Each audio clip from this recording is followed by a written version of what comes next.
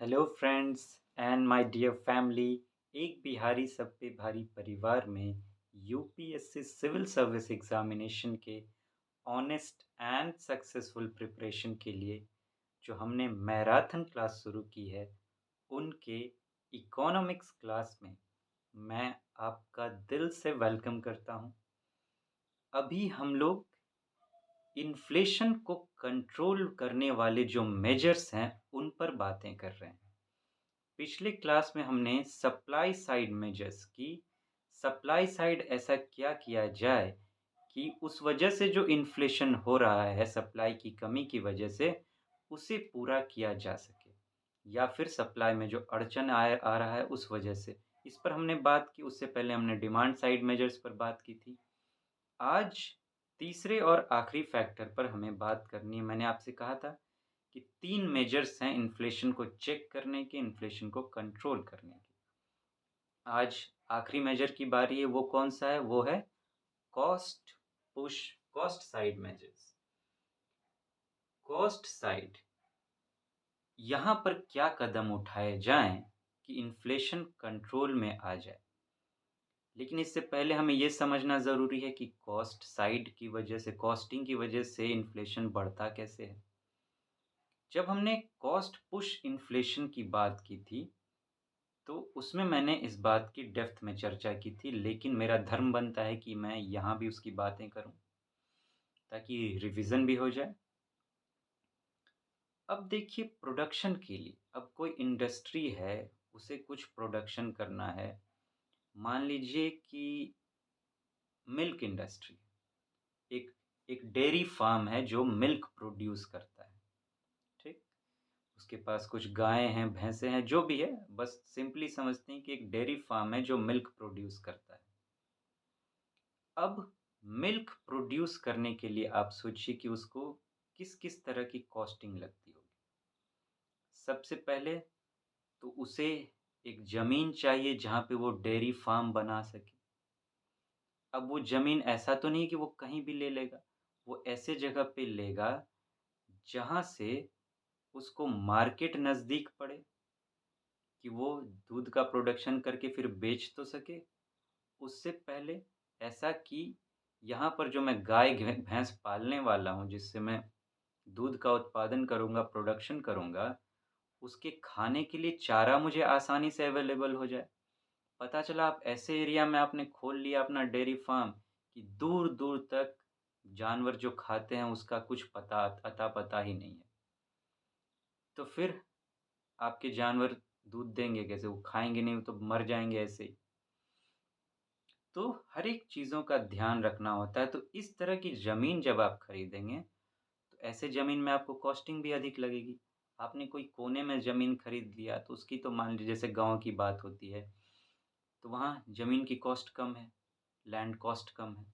तो अगर कम कॉस्ट आपकी होगी तब तो प्रोडक्शन कॉस्ट कम होगा। लेकिन अब मान लीजिए आपने ज़मीन ऐसी खरीदी, तो पहले ज़मीन का कॉस्ट, फिर अब आप गाय-भैंस खरीदेंगे, उसकी कॉस्टिंग, गाय-भैंस के लिए चारा खरीदेंगे, उसकी कॉस्टिंग। अब आप मिल्क प्रोडक्शन के लिए लोग रखेंगे, लेबर लगाएँगे, तो उसकी कॉस्टिंग।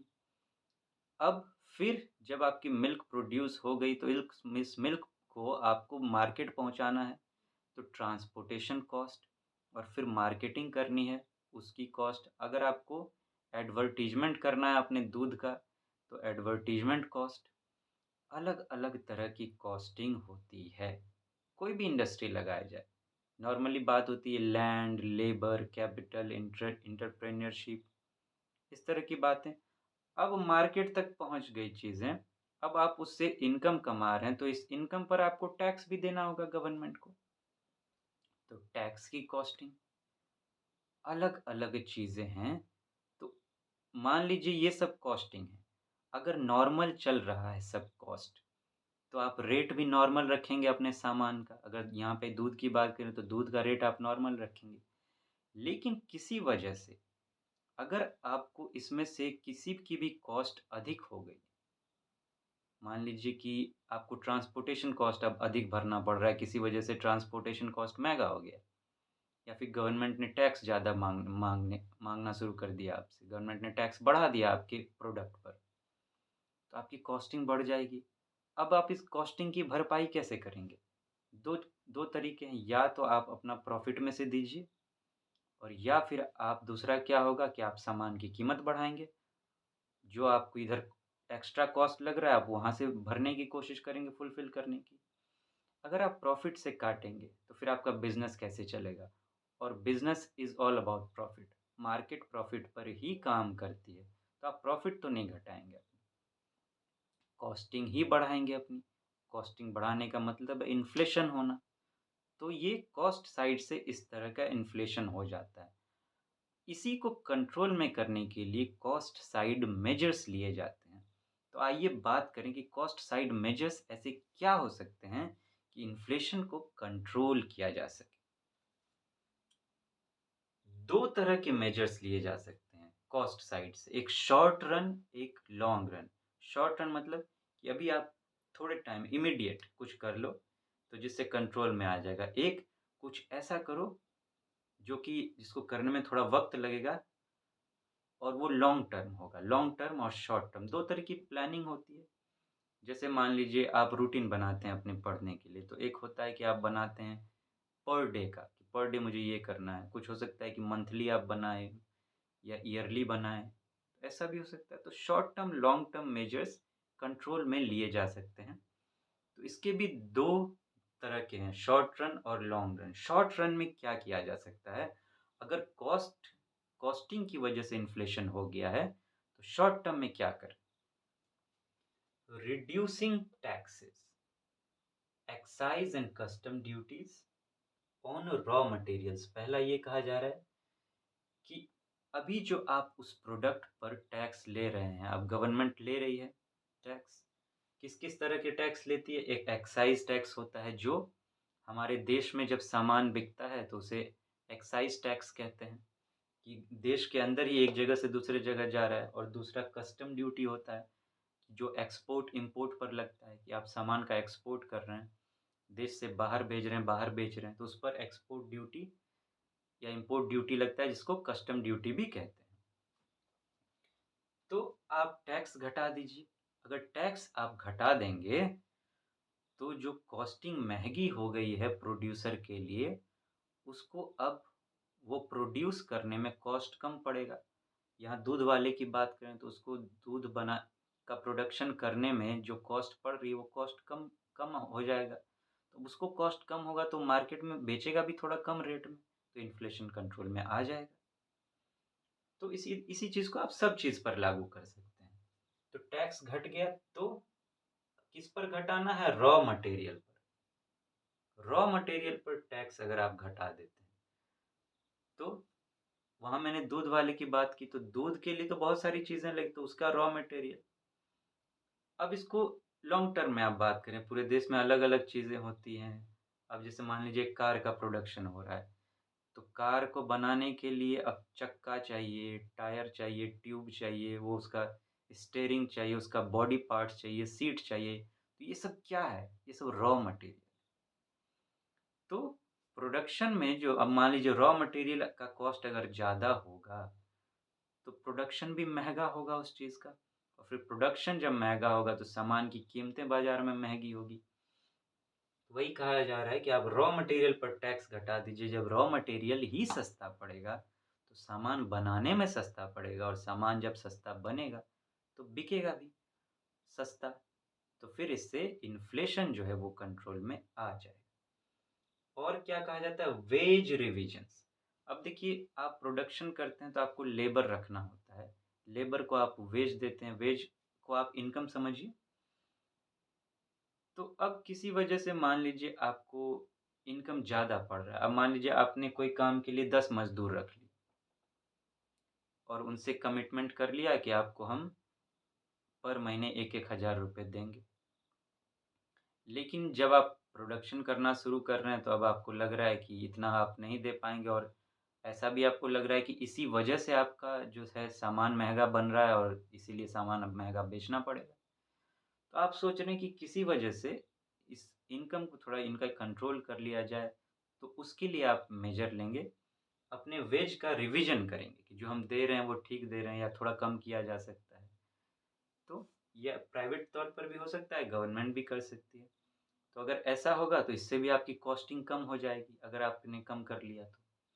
तो शॉर्ट रन में आप ये 2 काम कर सकते हैं, जिससे कि कॉस्टिंग आपकी सस्ती हो सकती है। और लॉन्ग रन में क्या? Cutting cost of production by advancement of technology. Technology का बोलबाला हो रहा है, आप देख रहे हैं अलग-अलग टेक्नोलॉजी मशीन्स आ रहे हैं, आर्टिफ़िशियल इंटेलिजेंस का नाम आप सुन रहे हैं। अब मान लीजिए किसी एक फैक्ट्री में 100 कपड़ा बनाने के लिए 10 मज़दूर की ज़रूरत पड़ रही थी, ठीक? अब पता चला कि आपने मान लीजिए कि एक मशीन आप ले आए, जो कि 5 लेबर का काम अकेले करती है। तो अब आपको 10 लेबर की ज़रूरत ही नहीं है, तो आप 5 लेबर को हटा देंगे। तो इससे क्या होगा कि आपकी कॉस्टिंग जो है वो कम हो जाएगी, अब आपको उतना इनकम नहीं देना पड़ रहा है, आपने टेक्नोलॉजी तो उसका अलग-अलग यूज़ है। मैंने तो एक एग्ज़ाम्पल बात की है। टेक्नोलॉजी का अलग-अलग तरीके से आप यूज़ कर सकते हैं, जैसे कि मान लीजिए आपको मार्केटिंग करना है, आपने सामान बना लिया, उसका मार्केटिंग करना है, अभी तक आपको ट्रांसपोर्ट पे लोड करके मार्केट ले जाना पड़ता था। अब आपने क्या किया कि ऑनलाइन अपना प्रोडक्ट बेचना शुरू किया या ऑनलाइन कुछ लोगों से बातचीत की कि ये मेरा फैक्ट्री है, यहाँ से आप अपना सामान ले जाइए और अपनी दुकान में बेचिए, हमको कॉस्ट दे दीजिएगा। मतलब आपको अब ये यहाँ से मार्केट तक पहुँचाने का झंझट आपका खत्म हो गया, तो आपकी ट्रांसपोर्ट कॉस्ट बचेगी। तो इस तरह टेक्नोलॉजी का अलग-अलग यूज़ करके आप अपने कॉस्टिंग को कम कर सकते हैं। उसी को कहा गया है cutting cost of production by advancement of technology. इसे लॉन्ग टर्म का मेजर कहा गया है, क्योंकि एडवांसमेंट ऑफ टेक्नोलॉजी क्विकली नहीं हो सकता ना। आप एक चीज़ में अब मान लीजिए अभी आप मैंने कहा कि 10 लेबर का आपको ज़रूरत था, तो आप वो चीज़ कर रहे थे। अब आप अपना टेक्नोलॉजी तुरंत तो नहीं बदल सकते। पता चला अभी आपका लाख रुपए का कारोबार है, तुरंत आप अगले दिन उसको करोड़ रुपए का तो नहीं बना देंगे ना। धीरे-धीरे चीज़ें होंगी, एडवांसमेंट धीरे-धीरे होंगे क्योंकि टेक्नोलॉजी सिर्फ़ लाना ही नहीं होता है, टेक्नोलॉजी का यूज़ करना आपको सीखना चाहिए। अब कोरोना काल आपको याद होगा, उसमें ठप पड़ गया सारा एजुकेशन सिस्टम, तो चीज़ें ऑनलाइन करनी पड़ी बहुत कुछ, लेकिन ऑनलाइन पढ़ाना भी तो आना चाहिए, तो उसके लिए पहले ट्रेनिंग की ज़रूरत पड़ी, बहुत कुछ। तो ये चीज़ें जल्दी नहीं होती, टेक्नोलॉजी को लेने में वक़्त लगता है, उसके एडवांसमेंट में वक़्त लगता है, उसको सीखने में, यूज़ करने में वक़्त लगता है। तो इसीलिए ये एक लॉन्ग टर्म मेजर कहा गया है। तो ये अगर आप करेंगे तो जो आपकी कॉस्टिंग है, वो कम हो जाएगी और इससे कॉस्टिंग कम होगी, तो आपका प्रोडक्शन सस्ता होगा और प्रोडक्शन सस्ता होगा तो आप सामान सस्ता बेचेंगे और आप सामान जब सस्ता बेचेंगे तो यही तो है, इन्फ्लेशन को कंट्रोल करना। तो इन्फ्लेशन जो है वो चेक हो जाएगा, कंट्रोल में आ जाएगा। तो फ्रेंड्स फिर मिलते हैं, तब तक आप अपना ख़्याल रखें, take very good care of yourself, आगे और बातें करेंगे। Thank you so much, have a nice day.